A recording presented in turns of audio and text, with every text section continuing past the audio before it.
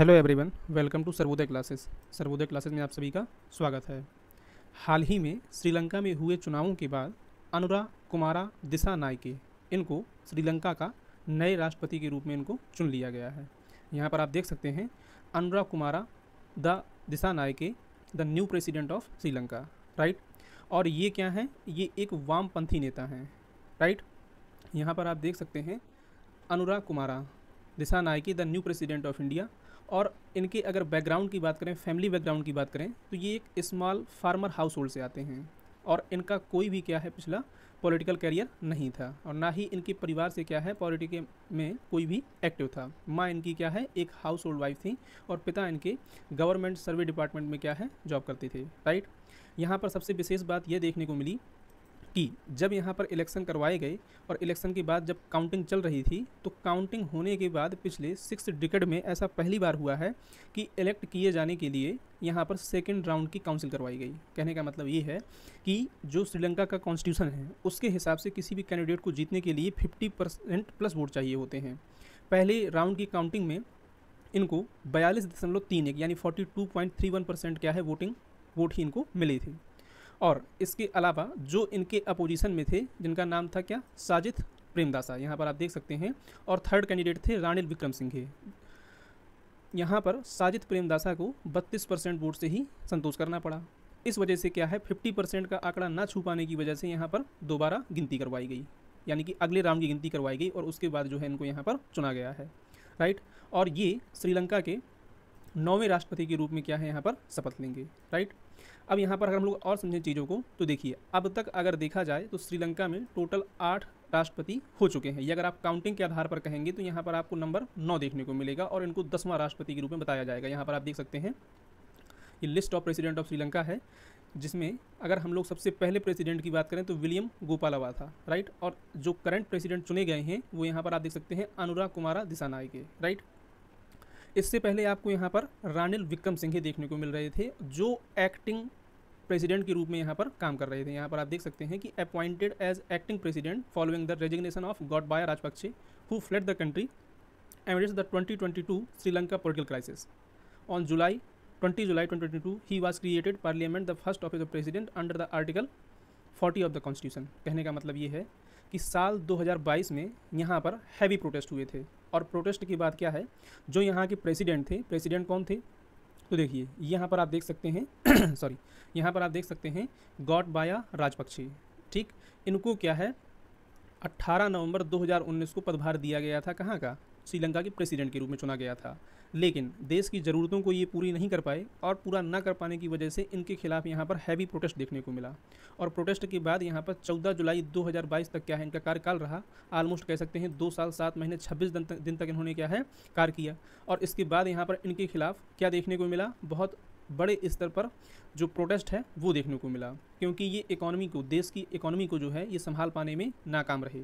और पॉलिटिकल जो क्राइसिस हुआ वो इतना व्यापक लेवल का हुआ कि इसके बाद जो है इनको देश छोड़ के वहाँ से भागना पड़ा। और देश छोड़ के जाने के बाद जो है रानिल विक्रमसिंघे जो अभी तक यहाँ पर क्या है वर्तमान में भी क्या है प्रेसिडेंट पद संभाले हुए हैं, इनको यहाँ पर नियुक्त किया गया था एज अ एक्टिंग प्रेसिडेंट, ठीक है।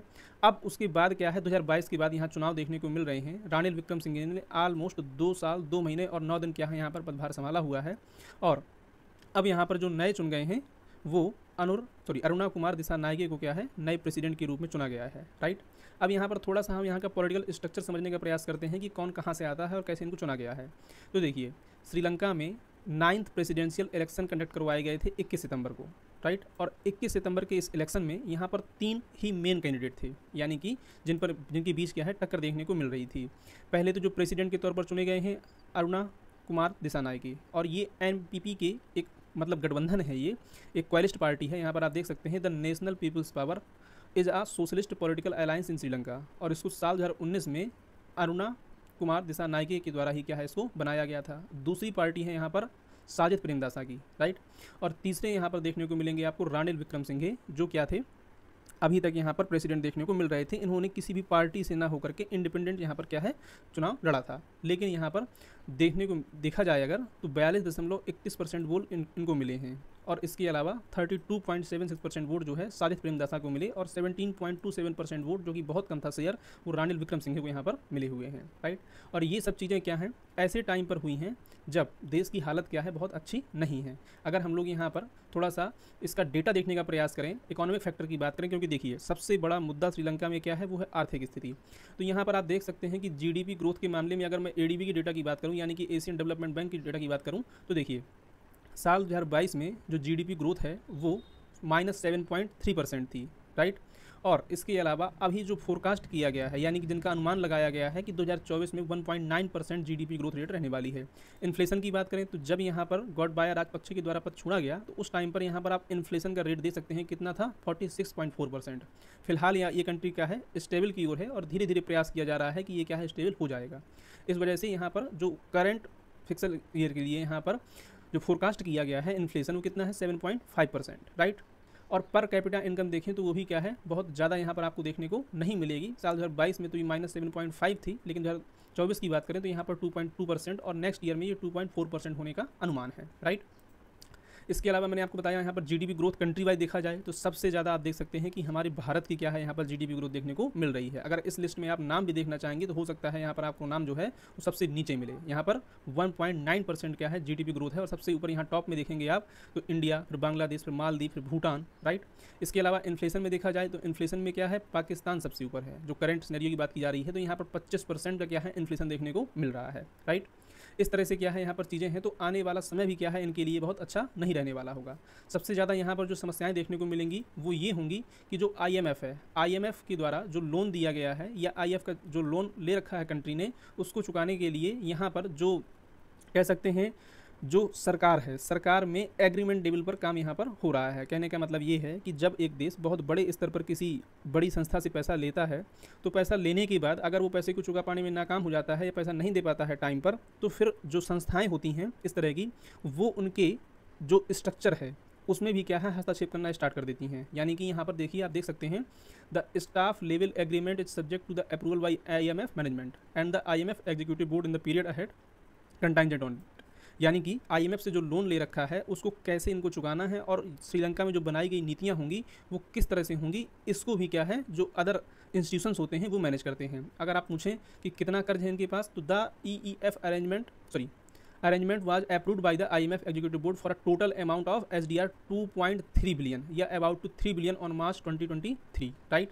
तो ये क्या है, इनके पास, इनके सामने जो है कठिन चुनौतियाँ देखने को मिल रही हैं। अगर यहाँ पर हम लोग बात करें भारत की पक्ष की तो देखिए निश्चित तौर पर ये क्या है, एक मार्क्सिस्ट लीनिंग लीडर हैं, राइट।